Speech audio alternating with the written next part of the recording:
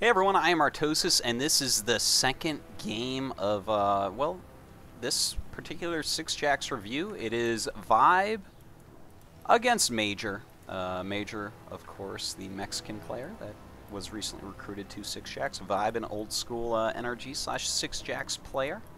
And I just did game 1 on Metalopolis. Now these are just some practice games. I've been given the replays, and I'm going to go over them and be deeply analytical, kind of show the state of the players, their weaknesses, their strengths.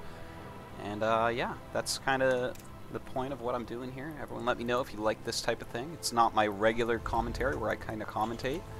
I do call some situations and stuff, but I'm going to be like uber analytical of these players. So, last game we did see actually a really high-level game between both players. I feel like ViBE made a few small mistakes that led to his demise. I feel like he absolutely could have won that game. Ended up not doing so, but you know, it's quite a demanding game. Let's take a look now. I mentioned last time that I felt MajOr should send up. Normally you want to send up around 10 supply. You'll catch the Overlord right about here.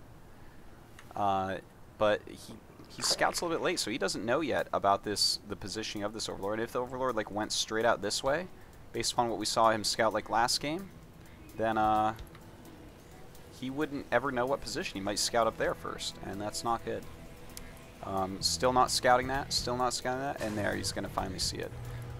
So ViBE lets him see it. Nice guy that he is, and he's just going to want to check on gases. That's actually a really smart move. I would let him see it as well at this point, just to check. Hey, do you have your gases? And the answer is no, he does not. So obviously this is going to be a very fast expansion. In fact, normally you see this with 2 barracks. So I'm actually interested to see the 1 barracks version of this. I've seen it occasionally, but it's definitely not as common. So that's going to be pretty fun. ViBE, on the other hand, going for the hatchery first into pool. And just a standard, very strong build.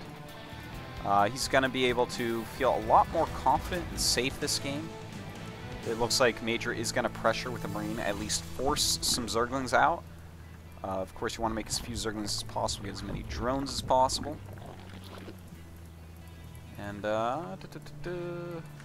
command center is going up. Now, will he get gases or will he go barracks? I believe we will see some gases from MajOr. I feel like that is obviously a much better follow-up. Probably go straight into factory. There's not any really great timings of adding barracks right now. Whereas if you add factories, you can either go SixJax and be very safe on your expansion, get Thors in time to stop mutas, and then power up your barracks later. Or you can go Hellions and just harass some with Hellions, whether they be Blue Flame or otherwise. I don't like any super quick starport off this. Normally it can be tricky and good at times, but I'm always for safe and solid play, especially during practice games like this is. Inter-team practice games, you know, it's the best place to practice your macro and stuff like that. Alright, so ViBE, oh, I love it. Putting down that first creep tumor when you go hatchery first and get 2 queens, you don't have enough money to spend on your larva because you're already mining gas. So what you do is you go over with the queen in your main base. Listen, I'm going to slam my mouse. Main base queen to make the creep tumor. A lot of times we do see pro gamers make the creep tumor at the natural to get out in front quicker. No. To make sure that you don't die to anything, you want it here to connect these 2 areas. This slow little area, I can't tell you how many games I've seen Zergs lose because they don't have creep right here. When you can actually move your queens freely between the bases, your defenses are much better. You can get to the ramp to block it from Hellions quicker, to do all sorts of things. It's amazing, okay? So just do it if you're a Zerg player. So we do have the quick factory from MajOr. ViBE looking like he wanted to poke in. Let's see what he actually saw with that. Just was looking to see if he got gases or was going for Marines after that. That's actually completely worth the Overlord, because even when you go the quick command center, sometimes you can just add like 3-4 Raxes and just do a sick Marine pump before the Zerg is ready for it. So, nice thing you saw. Looks like MajOr going straightly into SixJax with siege mode. Might go Hellion first, but I definitely think we're going to see siege mode. Yep, we are. And that's so safe. His economy is looking stellar right now. Look at that. 29 SCVs against 31 drones. Normally Zerg gets a nice little jump up in drones. It's going to be coming up pretty quickly here. But he does have a Baneling Nest on the way, so there's a possibility of aggression. But against the siege tank, as soon as he has siege mode done, possibilities of aggression kind of go away. Ooh, I like this. A nice little wall going up, a bunker behind it even to make sure even if Zerglings run by, it's not going to be Too helpful. And he's going to make a nice little wall in. And it's not completely tight, but obviously you can't get much through right there, can ya? So the Siege Tank going to be on the ledge. More Siege Tanks on the way. Powering up, making more and more SCVs, staying on top of that. In the meantime, ViBE also making a lot of drones, getting his Baneling speed right away. And I like the fact that he's going quick Baneling speed. It's basically the most important upgrade for Zerg in this matchup. Baneling speed, without it, you can just die to people who have good micro. Simple as that. With Baneling speed on a good creep spread that we see ViBE likes to do, you don't normally die to someone who just micros well. And putting this tank on the low ground, that's good. It's going to prevent Banelings from coming in here and trying to snipe anything off. Has these 2 Marines standing down here specifically to stop any Zerglings that ran in to harass in this area. Sometimes you do that against a bunker because you're like, well, it can't reach down here. It's a nice move. We do have upgrades going already.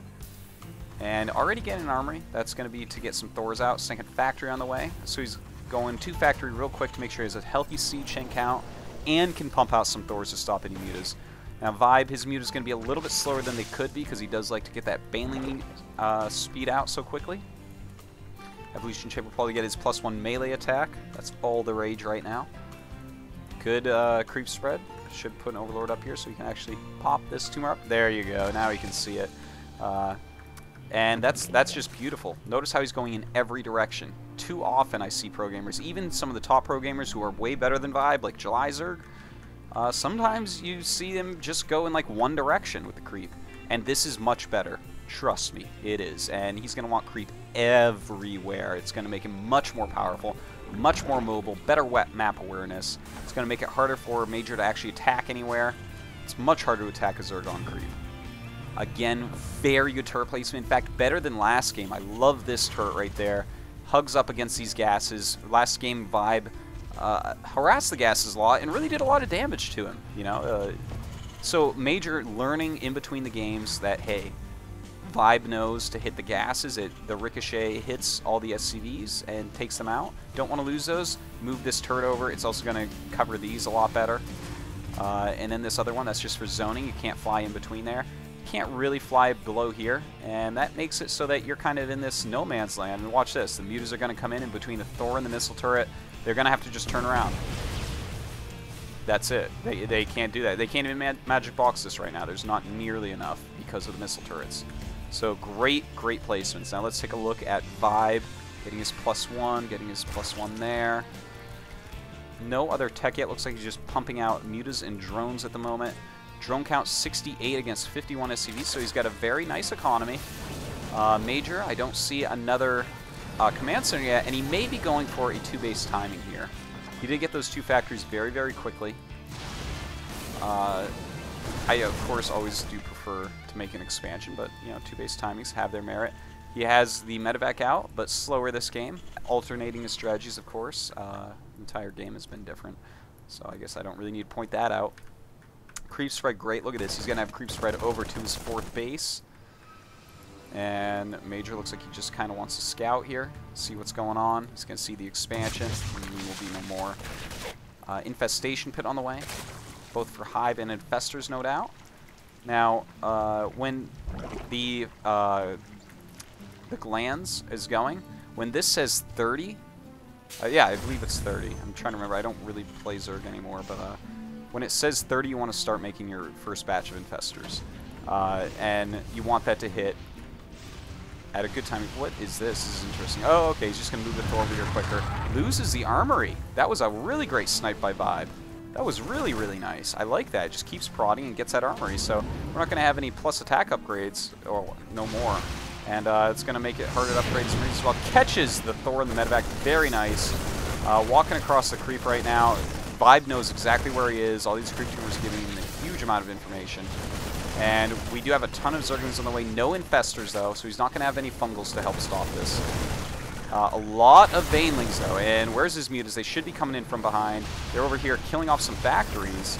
Looks like he just wants to buy a little bit of time right now. Not making any more Banes, surprisingly. Sometimes you want to just make extra Banes here so you can even kill Siege Tanks with them. The muta's doing a lot of damage. I would say after they take this out, maybe go up and help out. He is spread a little bit thin right now. ViBE does not want to lose his hatchery. And here he goes, just rolling in with everything, and no micro by MajOr there to the last second. Has to GG it. Really well played by ViBE, and it looks like there's his extra command, but he wanted to hit a timing and expand behind it. Kind of probably have an ongoing push. I think that's what he had planned there.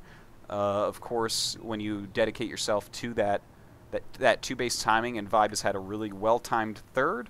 He had amazing creep spread everywhere, so he knew exactly what was going on.